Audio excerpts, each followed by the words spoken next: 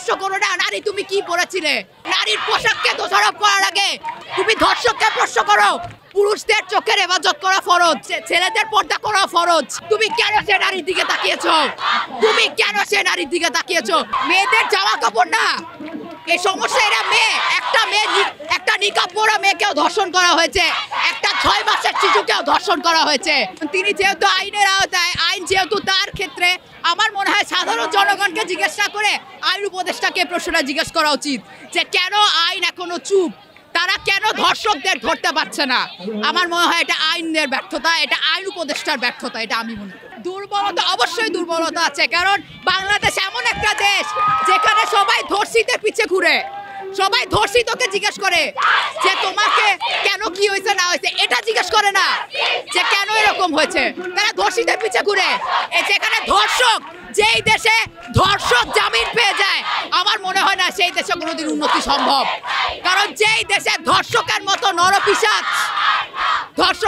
নরপিশাচ যেই দেশে রাস্তায় খুলে ঘুরে বেড়ায়, আমার মনে হয় না, আমার সেই দেশ সেখানেই ধ্বংস হয়ে গেছে।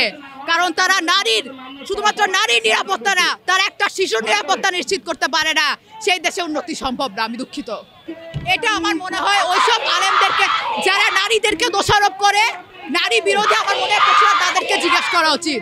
ইটস নট অল অ্যাবাউট মেয়েদের জামা কাপড় না এই সমস্যা। এরা মেয়ে, একটা নিকাব পরা মেয়েকেও ধর্ষণ করা হয়েছে, একটা 6 মাসের শিশুকেও ধর্ষণ করা হয়েছে। 6 মাসের শিশুকে তুমি নিশ্চয়ই জিজ্ঞেস করনি সে কি পড়েছিল।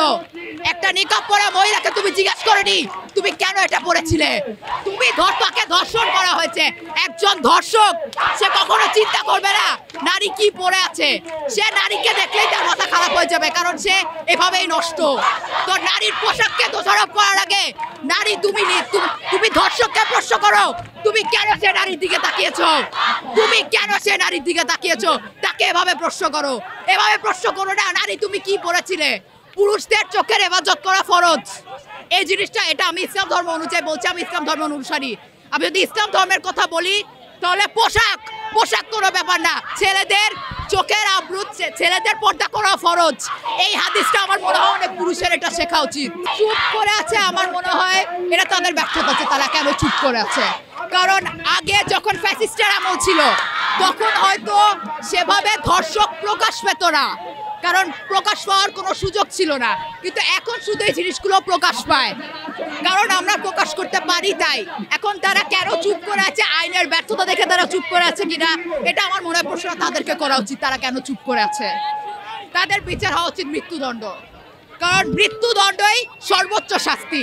যদিও তারা এর থেকেও আরো নোংরা শাস্তি ডিজার্ভ করে, তাদের আরো খারাপ হবে, কিন্তু যেহেতু মৃত্যুদণ্ডই সর্বোচ্চ শাস্তি, তাদেরকে জনসমক্ষে মৃত্যুদণ্ড দেওয়া হোক, যাতে সে মনে রাখে যে একটা নরপিশাচ, একজন ধর্ষকের মৃত্যু বা শাস্তি কতটা ভয়ঙ্কর হওয়া উচিত।